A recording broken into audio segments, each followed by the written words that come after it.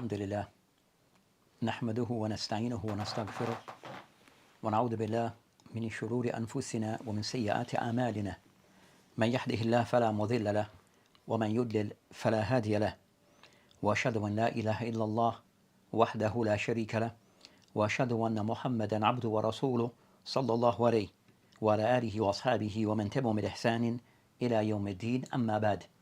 So as we continue discussing the book Bulugh al-Maram min Adillat al-Ahkam by Hafiz Ibn Hajar al-Asqalani rahimahullah, and we're still discussing matters pertaining to Nawaqil al-Wudu. So those ahadith that Author rahimahullah have mentioned that relate to the topic of those things that nullifies one wudu. So we'll be discussing today the hadith, the fifth hadith in the hadith that you have mentioned regarding matters of wudu. So we'll have the hadith read, then we'll go through discussing this particular hadith that have been mentioned by the author rahimahullah. Alhamdulillah, wa salatu wa salam ala Rasulullah. Hadith narrated Abu Hurairah radiallahu anhu. Allah's Messenger sallallahu alayhi wa sallam said, if one of you feels disturbance in his stomach and doubts whether he has released some air or not, then he must not leave the mosque until he hears its sound or smells its odor. Reported by Muslim. So the hadith that have been read, or the hadith have been mentioned, that Imam has been mentioned within these hadith that relates to matters of things that nullifies one wudu. So he mentioned the hadith and Abi Hurairah radhiyallahu anhu قال قال رسول الله صلى الله عليه وسلم إذا وجد أحدكم في بطنه شيء فأشكل عليه أخرج منه شيء أم لا فلا يخرجن من المسجد حتى يسمع صوتا أو يجد ريحا أخرجه مسلم. So this is the hadith that has been mentioned by the author rahimahullah that discuss this topic. So the overall topic of this hadith, as they mentioned, is to discuss حكم من شك في حدث ما تيقن الطهارة, the one who has doubt. What's the ruling regarding the one who has doubt regarding him nullifying his wudu when the person still he has certainty that he's in a state of tahara. So what should be done in such case? So this hadith has been mentioned regarding the case where you have a difference regarding a person in a state of shak and a person in a state of yaqeen, certainty, what is to be done. So first, regarding this hadith, he mentioned akhrajahu, so by way of the narrator of this hadith, was Abu Hurairah radhiyallahu anhu, that we have discussed and mentioned things about this sahabi prior. As for what he discussed, next thing that is discussed is that is takhrij of the hadith. So the author rahimahullah, he mentioned akhrajahu Muslim. So this hadith is narrated by Imam Muslim rahimahullah in his Sahih. They have mentioned regarding this hadith, it can be found in Sahih Muslim. Also, in addition to Sahih Muslim, the hadith can be found in At-Tirmidhi, in his Jami'. Also, the hadith can be found in Ibn Khuzaymah, in also his book, his Sahih. And also the hadith can be found in the Al-Bayhaqi. So the hadith can be found in several books of hadith, other than Sahih, including Imam Muslim in his Sahih, At-Tirmidhi, Ibn Khuzaymah, and Bayhaqi, all of whom have narrated this particular hadith. So the hadith, the ulama mentioned hadith here is authentic on this that have been mentioned here. The next of those matters regarding this particular hadith, and also you find other narration of this hadith that with the same similar meaning of the hadith that are found with others with the general similar meaning. So as for hadith, the third of those matters regarding this hadith is discussing the wording of the hadith. So the general meaning of the hadith mentioned, إِذَا وَجَدَ أَحَدُكُمْ فِي بَطْنِهِ شَيْءٍ, that if any of you were to find, any of you Muslims, that you were to believe, or the person believe that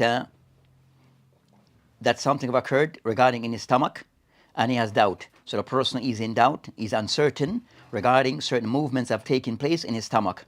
So the person is unclear as to, have I broken my wudu, have I passed wind, or have I passed wind or not? Then in that case, the Prophet ﷺ told a person that he mentioned, أَخَرَجَ مِنْهُ شَيْءٍ أَمْ لَا, did anything go out from the person or not, from his stomach, regarding wind? Then the Prophet ﷺ, he mentioned a person, فَلَا يُخْرِجَنَّ, for a person not to leave his as-salah, So to concern a person, in some narration, a person should not leave his salat or leave the masjid, and mean a masjid, that a person who's inside a masjid, ready for salat and about to pray the salat, or already inside the salat, hatta yasma sautan. So the person not to leave away his salat, end his salah, and think that he have lost his wudu until he has certainty, which is hatta yasma sautan. And now rahimullah, I mentioned hatta yasma sautan yani tayaqunan, aw so the person that he have tahaqquqan, that a person is certain that he actually passed wind, or yajid rihan, or he is certain that he has smelt of the odor of this wind. So as concerning this hadith, as to what is mentioned here, so the person, if I has doubt, at time the person may have doubt, have I broken my wudu or not, then this is a guide that a person can use regarding what to be done or not to be done. So also the Shaykh discussed from this hadith that of the ways to detect, you have ways either, as I mentioned, yasma sautan, the person have heard some type of noise or sound of when he passed wind. There's a sound that was with it, that is becomes a factor, a certainty that he passed wind, or the person, he smells of an odor. So these are of those ways, means that a person can see for certain whether he has passed wind or not.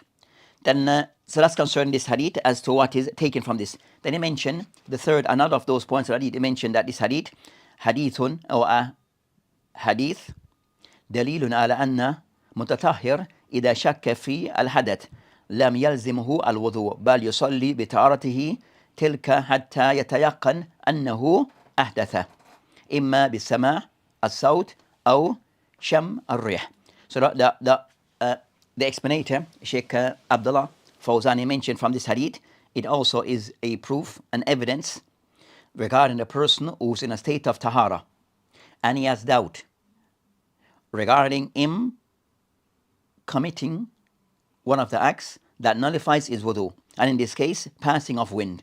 So the person, he remain upon and see himself that he's still in a state of tahara until he's certain that something have occurred to break his wudu or for him to lose his wudu.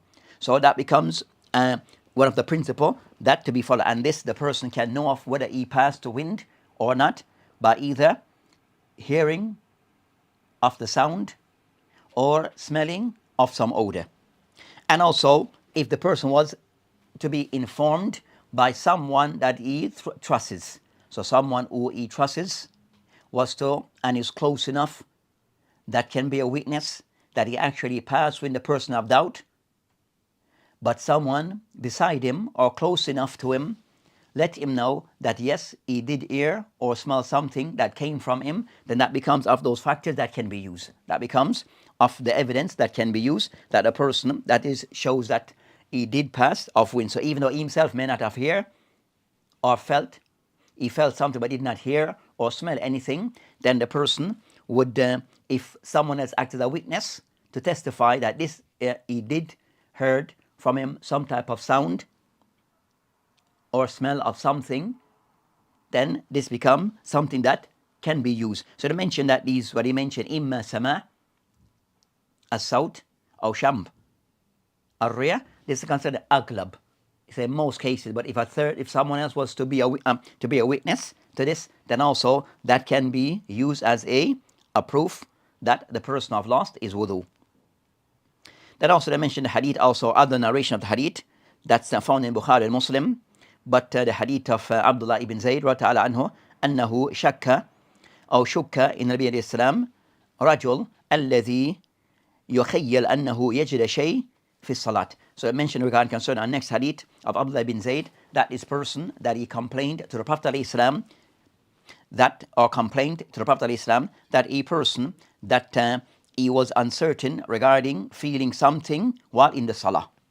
فقال عليه السلام لا ينصرف حتى يسمع صوتا أو يجد ريح. So the Prophet told to the person that he is not to leave the salat until he have heard a sound or he have smelled the odor.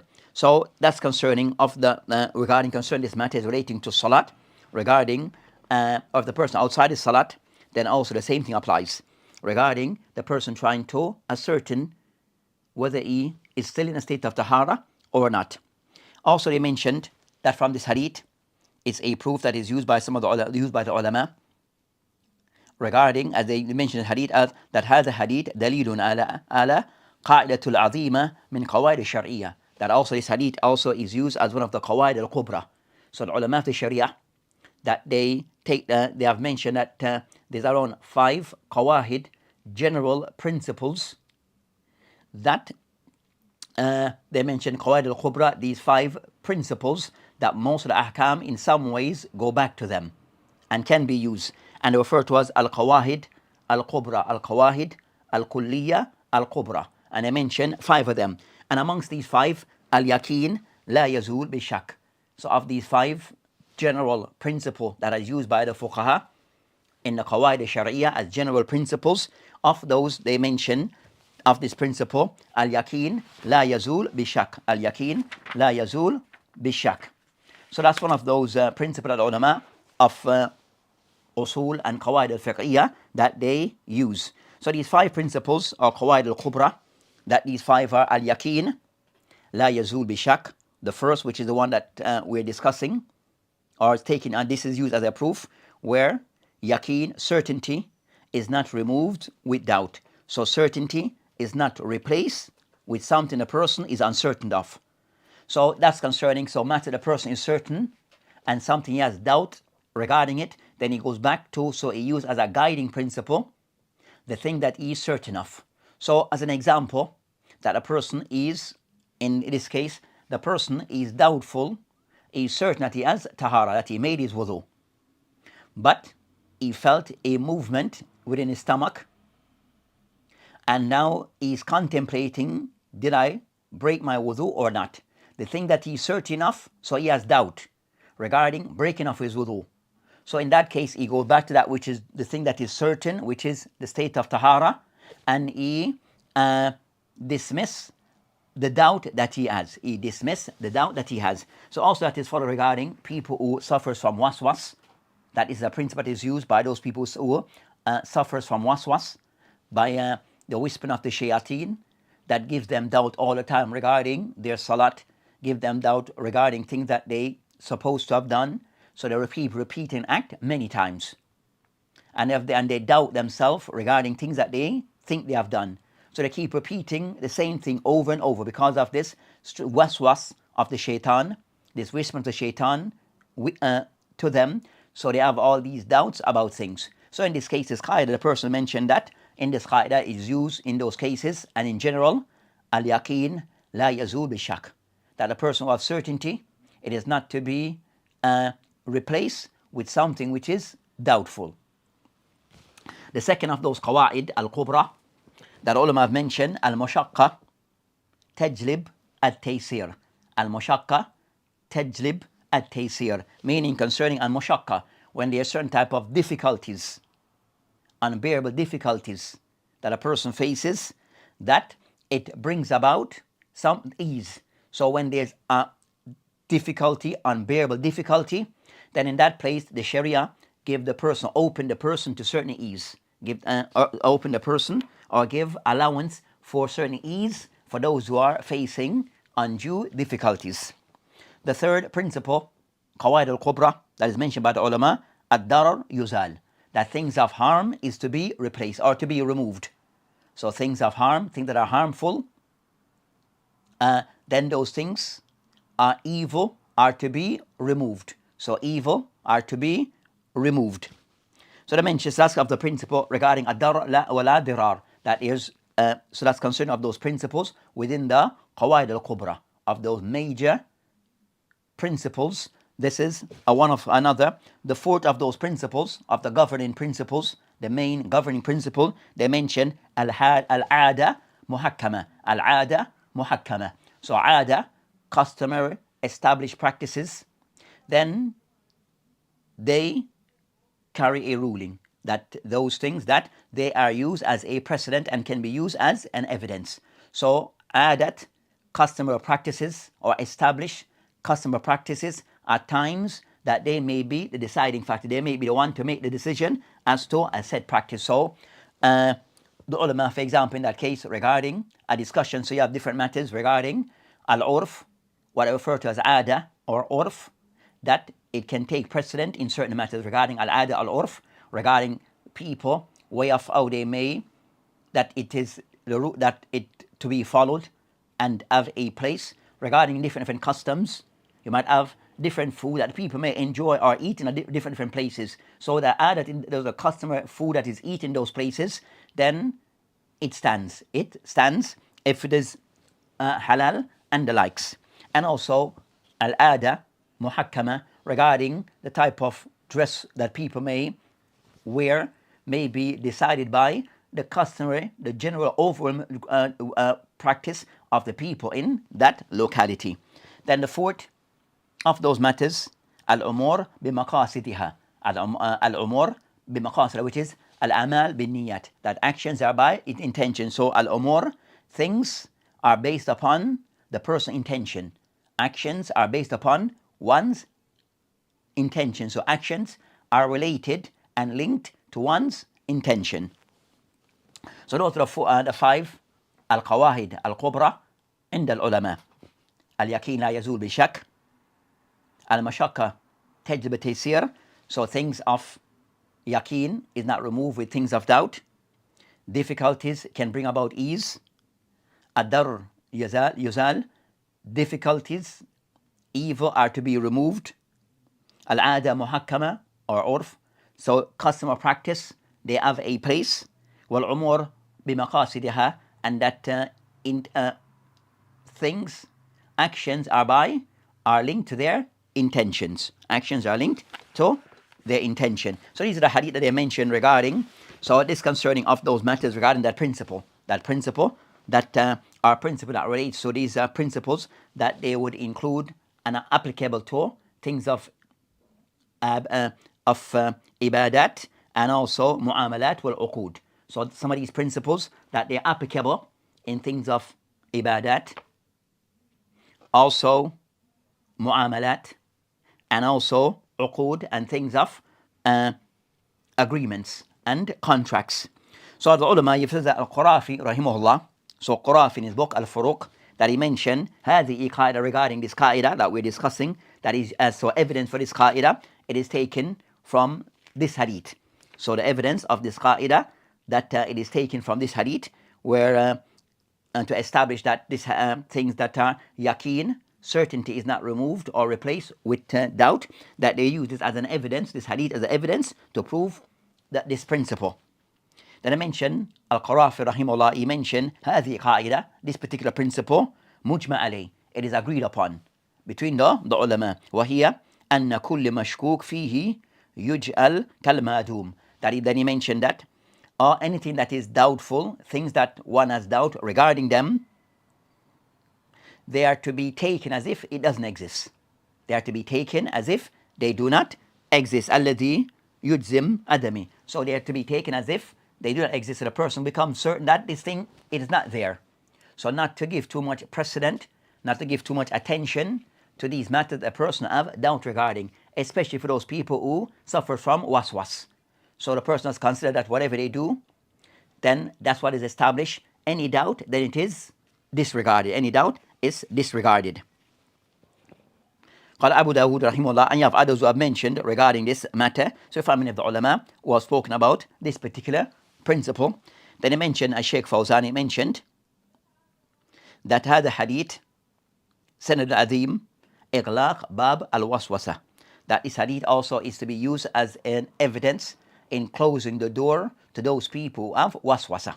They have these doubts or whispering from the shaitan. So this hadith, it cannot close this door, or it can be used as a cure and assist, and something to be can be used to assist those who suffer from waswas. So if they were to follow and apply this principle, things that you doubt, see it as it does not exist, and just go with those things that you are certain of. And disregard, do not give attention to those things that you have doubt regarding. As the thing that you have doubt, then this is from the shaitan. As many who face with this waswas, then you find that it affects, have a grave impact on their salat, their tahara, their salah, and other matters. So their ibadat are severely affected because of waswas. So the person was to follow this principle and act upon this principle, then it will remove of this waswas that they face. So also from this hadith, it shows regarding ar-riyah that it nullifies one wudu. As the hadith that mentioned, دلت hadith على أن الريح ناقد للوضوء, that passing of wind, this nullifies one wudu. Passing of wind is of those acts that nullifies one wudu. As the Prophet had mentioned, حتى يسمع صوتا أو يجد ريح.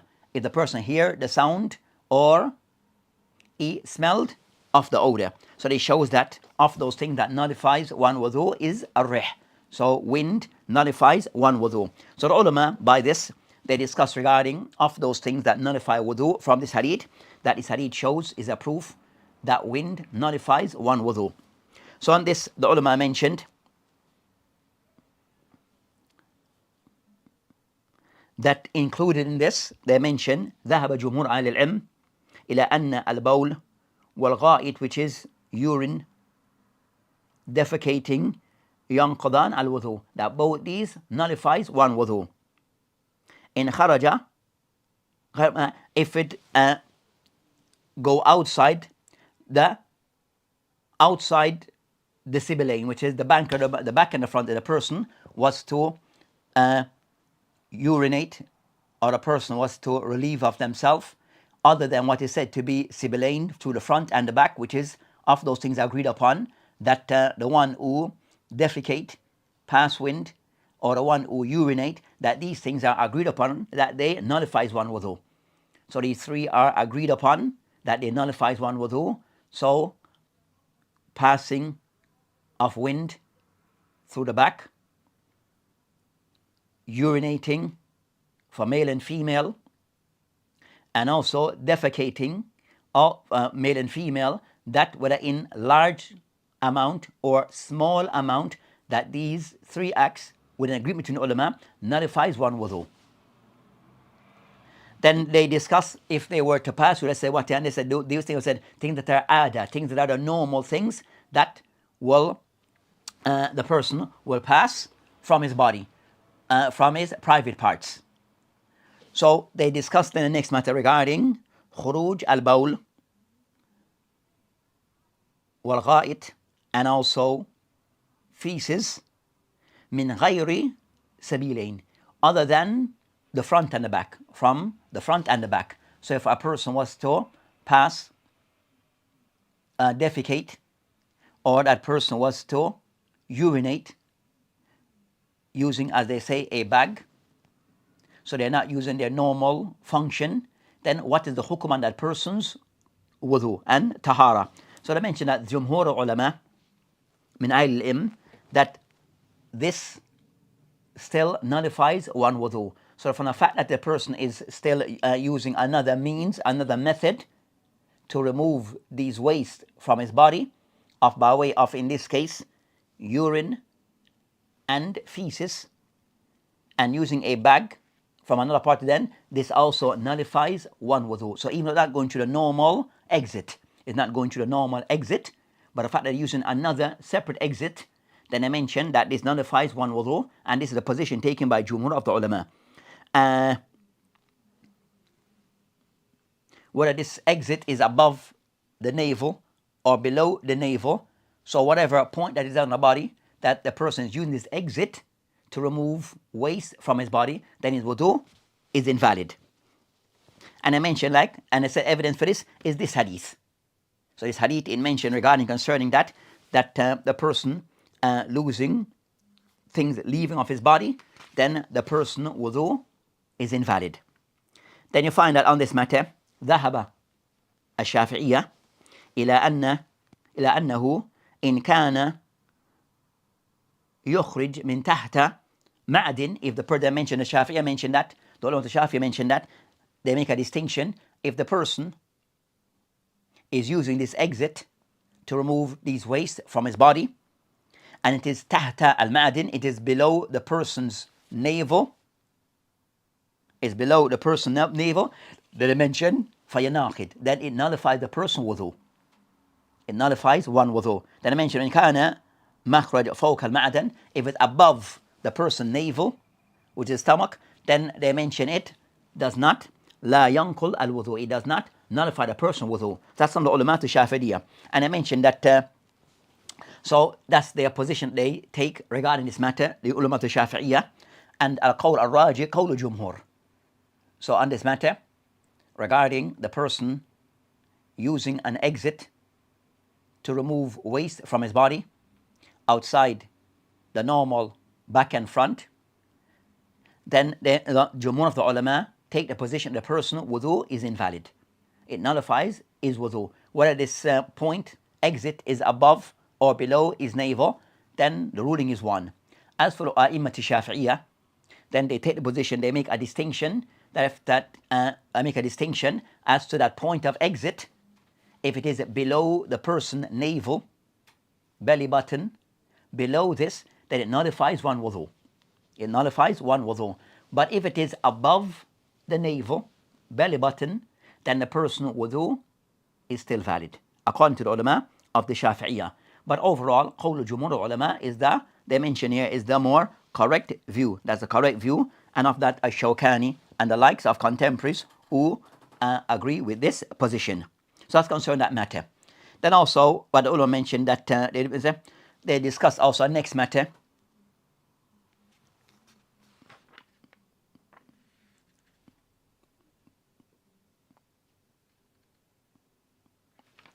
So of the next matter they discuss that as they mentioned that there are certain things said that are the norm that the person would remove from his body. Then you have another thing they mention, that thing which is nadir. Those things, al-khuruj al-nadir min al-sibilain, that a person was to thing was to exit from the person, that are things that are said not to be the normal stuff, but they have left the person's body by way of the front or the back. They mentioned that so through the sibilain, which is the front and the back. The ulama mentioned regarding Ibn Qudam, rahimahullah, he mentioned, and others have mentioned, ad-darb al-thani, of things leaving the person's body, that are said to be things that are not the norm. And they give example regarding an-nazir, kad-dud, kad-dam, the person does dam, the person urinating just blood, or a person whose anus is removing blood, so the person having blood coming from the front or from the back, or dud, which are formed like worm, so the person having a worm exiting from his body through the front or through the back. They mention hasa, or these like pebbles that the person may exit from those washar. So of those things, or string or the likes, that a person is losing things are exiting from his body, coming from his body, but from the front or the back, but they're not the normal things, not normal urine, nor from the back fetus, is something else. So what's the hukum regarding that matter? Those things that are exiting from the person's body, that the normal thing, do they take the same ruling as the normal thing that the person would pass from his body? They mention regarding concerning this matter that yankul al-wudu. So these abnormal things, or things that may occur but not ordinarily, these are normal, these things that abnormal or not normal things that will occur by leaving the person's body, that of the ulama, that they take the position that it nullifies the person's wudu. So anything that exit from the person's front or back, it nullifies one wudu. They mention Mahada, and that's the position taken by Al-Thawri, Shafi'i, Ishaq, Ashab al-Rahi, وكان عطاء والحسن وأبو مجلس وحكم وحماد وأوزاهي وابن مبارك يرون الوضوء من الدود. So you have some of the ulama that dud يخرج من الدبر, that they all that these things nullify the person wudu. So of the ulama who all that of these things that nullifies one wudu, they define that Imam Malik rahimahullah, that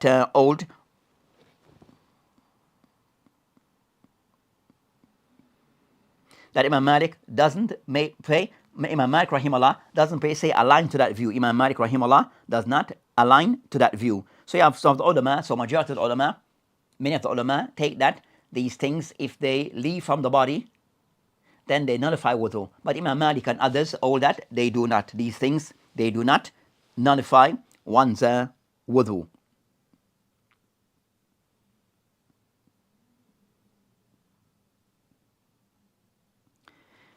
So they mention that overall the qawlat for Jumhur al-ulama, that is the correct position, that anything that leaves of these things, that they would constitute a person nullifying his wudu.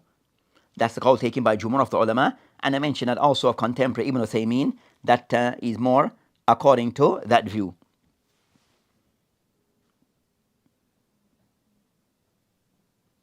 And others who more aligned to the view of Imam Malik, Nakai, Qatada and Hamad, who of the ulama who owe that, they do not.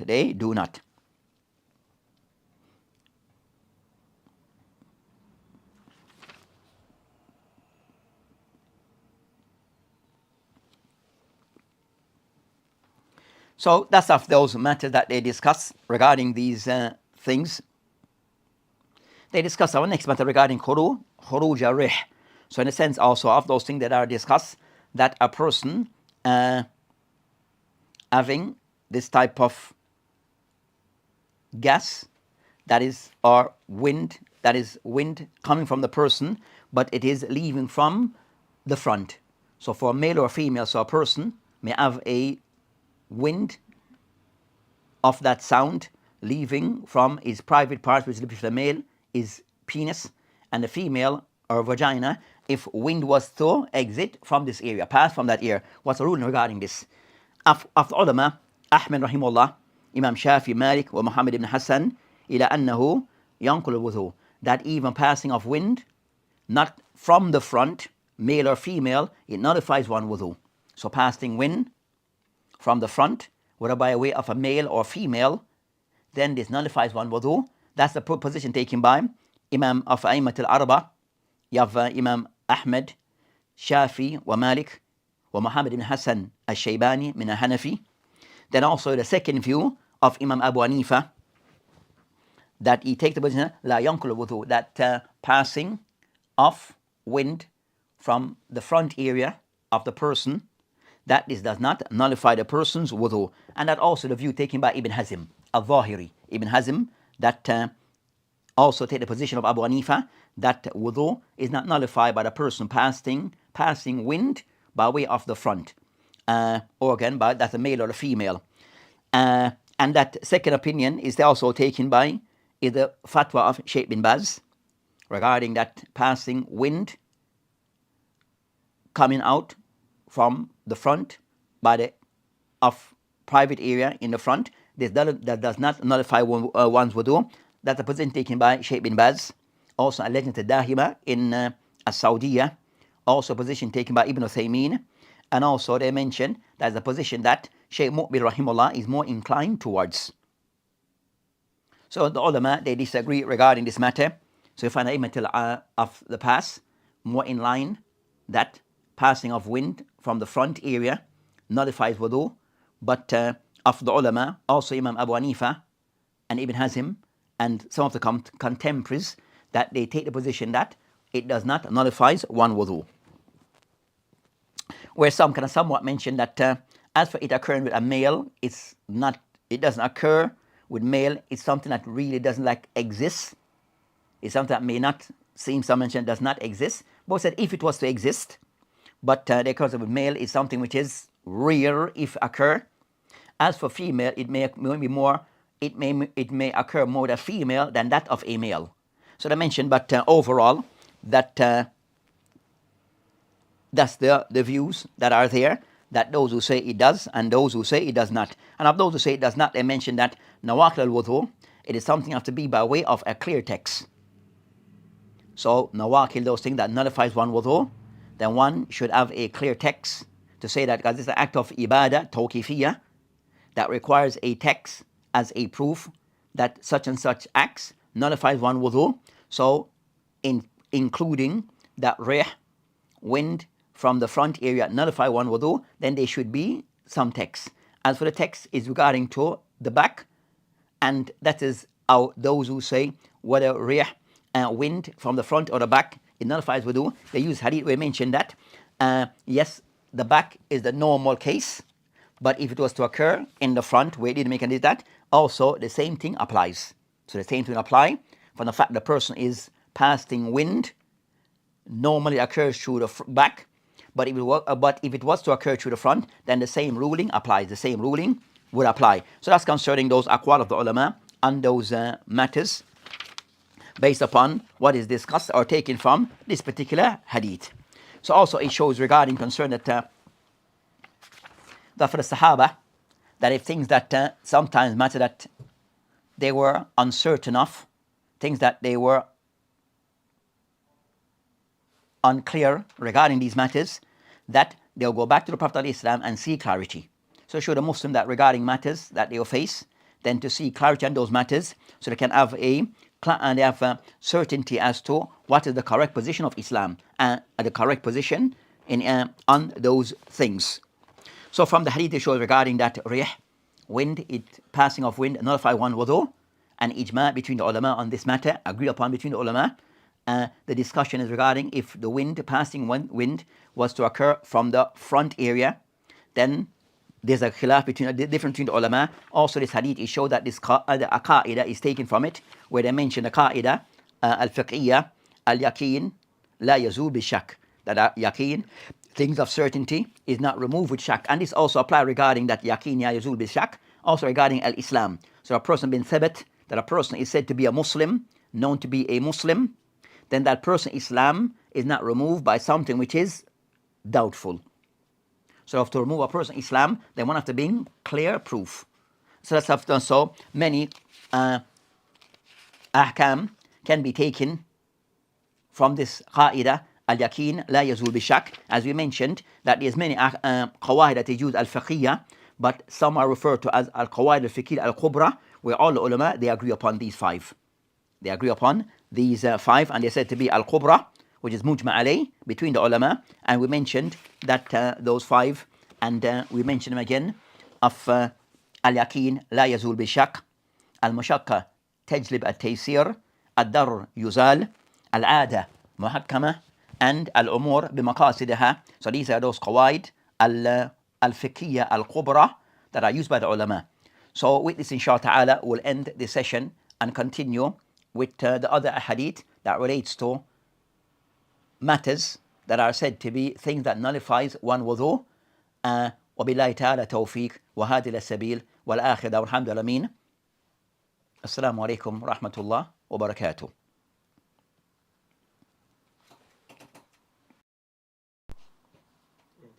How long was that one? Half an hour?